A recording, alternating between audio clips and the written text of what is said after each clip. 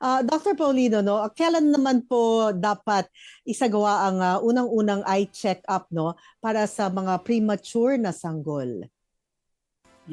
Depende po yan sa dalawang bagay, no? So, ang ginagawa po naming batayan kung kailan siya pinanganak. Kung yung sanggol po ay pinanganak na 28 weeks and lower, no?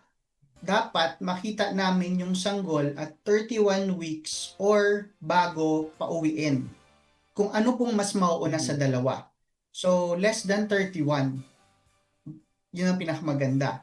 Pero po, pag yung baby po natin ay mas matanda sa 28 weeks, no? Ang recommendation po natin ay 20 days after siyang ipanganak or bago siya pauwiin.